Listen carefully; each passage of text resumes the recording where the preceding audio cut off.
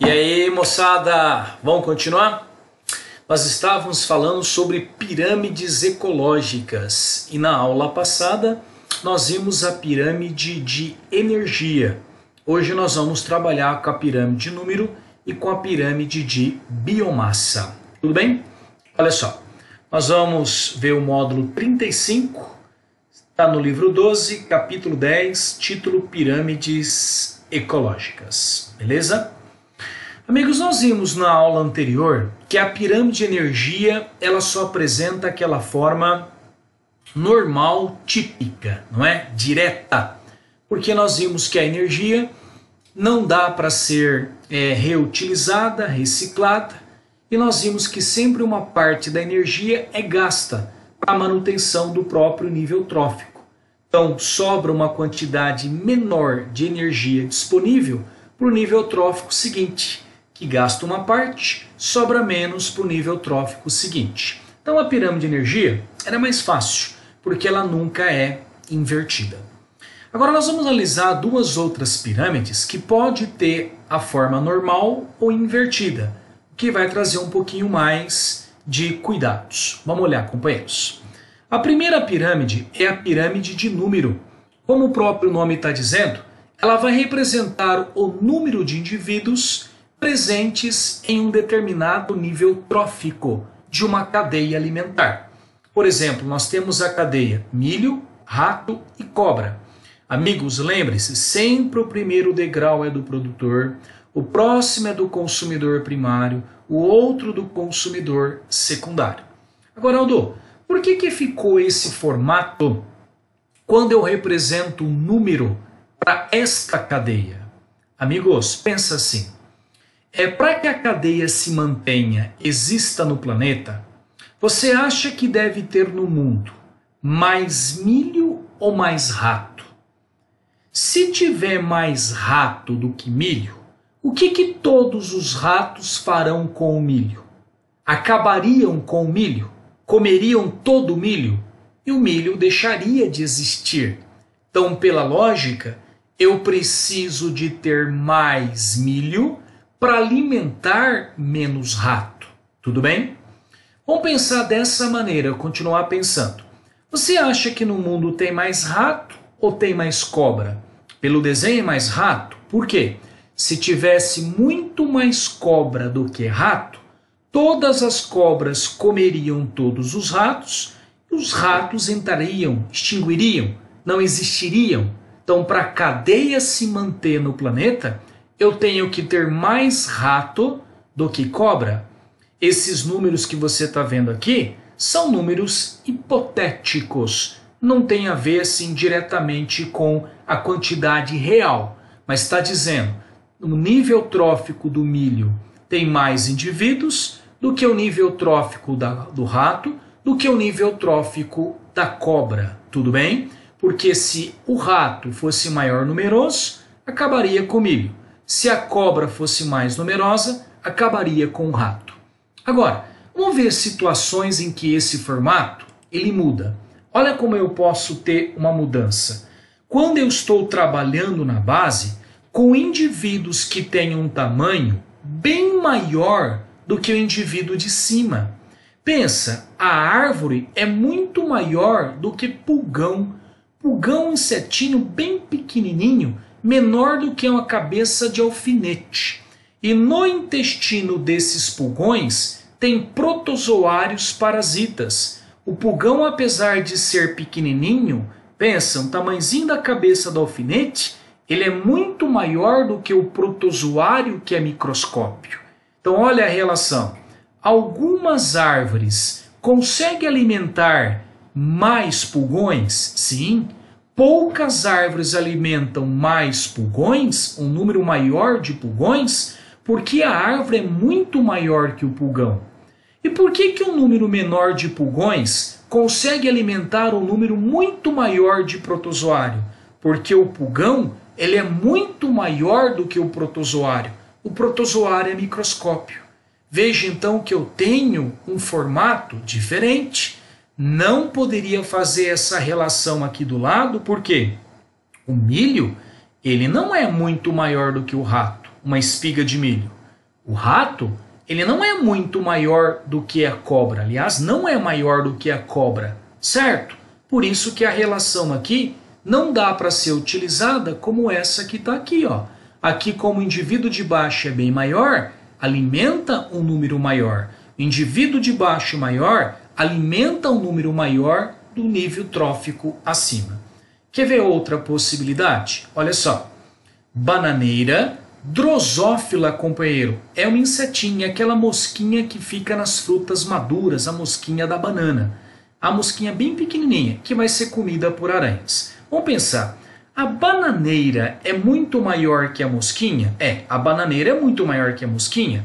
Então, o número menor de bananeiras consegue alimentar muito mais mosquinhas. Por isso que o degrau de cima ficou maior. Agora, o inseto, ele é bem maior do que a aranha? Não, apesar o inseto não é maior do que a aranha. Portanto, não posso fazer a relação que eu fiz embaixo. O inseto é menor. Então, um número menor de insetos, um número X de insetos, vai alimentar um número menor de aranhas. Porque se tivesse muito mais aranhas do que inseto, as aranhas acabariam com todos os insetos e essa cadeia não existiria, não se manteria. Repara que nós começamos aqui, ó, de uma maneira menor para maior e depois caiu novamente, não é? Por quê? Só vai ter o de cima o degrau maior quando o indivíduo de baixo for muito maior que o indivíduo de cima. Compreendeu, amigos? Esse primeiro desenho, a pirâmide saiu na forma direta, é a pirâmide normal. Este segundo desenho saiu da posição normal, chamamos de invertida. Esse terceiro desenho também fugiu da posição normal, será chamado também de invertida. Só terá o nome de normal quando sair daquela forma típica da pirâmide, tudo bem? Então o desenho que você fará vai depender de qual cadeia alimentar ele te fornecer.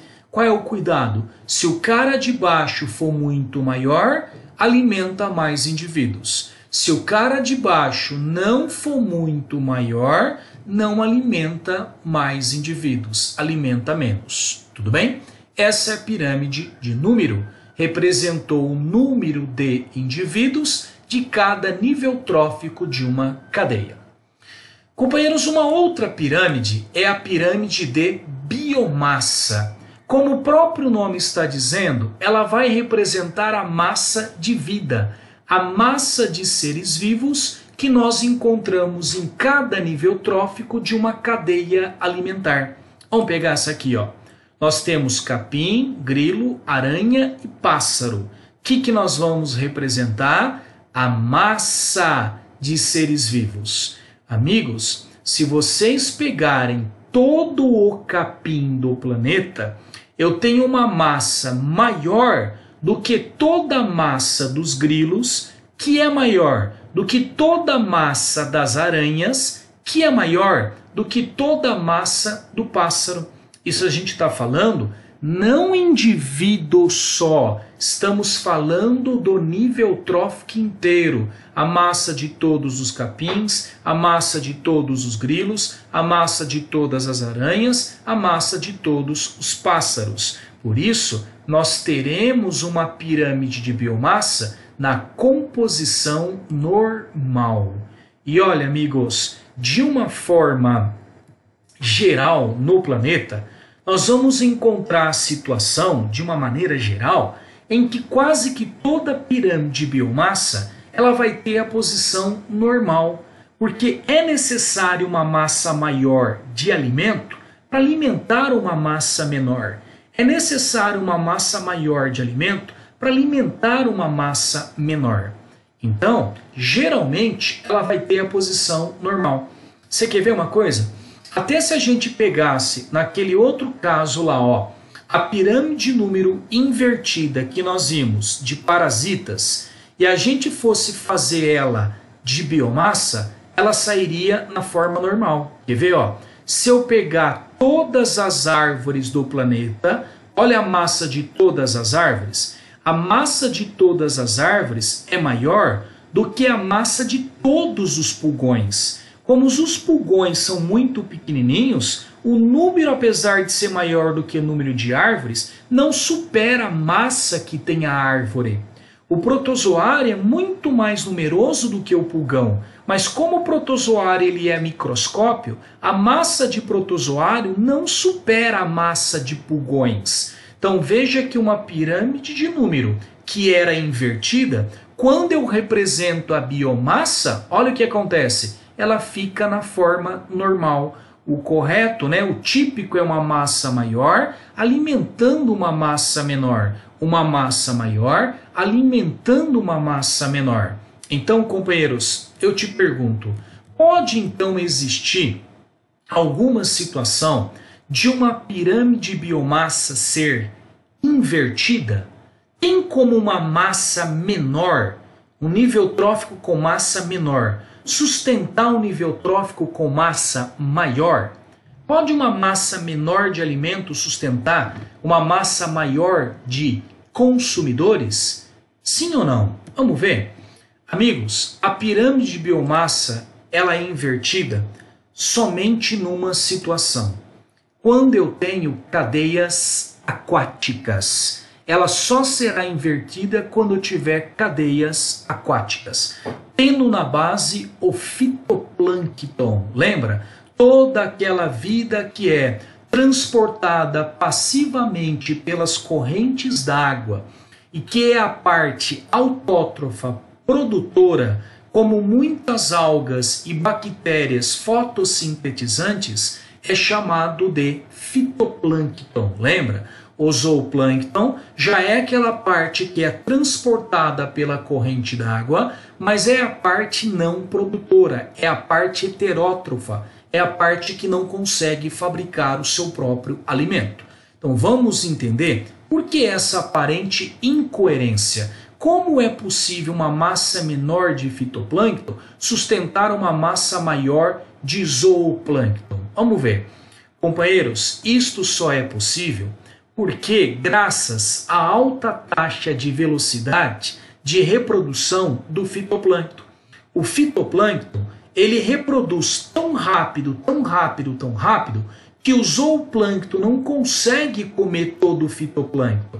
Na verdade, esse degrau, ele é dinâmico. No momento da reprodução eu tenho aumento dessa biomassa, no momento do consumo ela diminui. Então, na verdade, essa representação ela é dinâmica. E na hora que nós analisamos somente o momento do consumo, nós temos a impressão que a massa do fitoplâncton ela é menor do que a massa do zooplâncton. Só que não está sendo considerado a reprodução que está acontecendo do fitoplâncton, que apresenta uma alta taxa de reprodução bem maior que se comparada com o zooplâncton. Então, quando eu represento de maneira estática, a impressão que nós temos que uma massa menor de fitoplâncton, ela está sustentando uma massa maior de zooplâncton. É que o fitoplâncton reproduziu tanto, que a massa que foi consumida pelo zooplâncton não está sendo representada nesse degrau. E nós temos esse comportamento. Agora eu vou te dar uma dica que você vai guardar assim, ó. Se cair pirâmide de biomassa, o que você vai fazer? Eu falei biomassa. Você vai olhar a cadeia alimentar que ele te deu. Se for uma cadeia terrestre, não tem fito, não tem zoo, a pirâmide só pode ter a posição normal. Agora, se você olhar e perceber que é uma cadeia aquática, está lá escrito fitoplâncton, algas ou plâncton, ela será invertida. Guarda isto, porque é nas cadeias, são nas cadeias aquáticas que nós teremos a posição invertida da biomassa. Vamos recapitular tudo novamente? Pirâmide de número representa o número de indivíduo. Se cair, eu vou ter que olhar a cadeia alimentar e vou ter que pensar, o indivíduo que está embaixo é muito maior do que o indivíduo de cima? Se não for, o degrau de cima é menor. Se o indivíduo de baixo é muito maior que o degrau de cima, o de cima será maior. Tudo bem? Quando a pirâmide de biomassa massa da vida, eu vou olhar a cadeia alimentar. Se na cadeia alimentar for uma cadeia terrestre, a pirâmide será normal. Se for uma cadeia aquática, tiver lá fito, algas, ou eu vou fazer a base menor, o consumidor primário maior e aí vai diminuindo sucessivamente. Só vai acontecer se for cadeia aquática, tudo bem? Porque a alta taxa de reprodução do produtor compensa o consumo do consumidor primário, no caso o zooplâncton. E a pirâmide de energia que nós vimos é a mais fácil, ela nunca será invertida, sempre posição normal, não há exceção para elas, tudo bem? Amigos, um grande beijo, vou deixar agora a tarefa para vocês, você tem exercício para fazer também da pirâmide de energia, do fluxo de energia da aula passada, tudo bem? Grande beijo aí.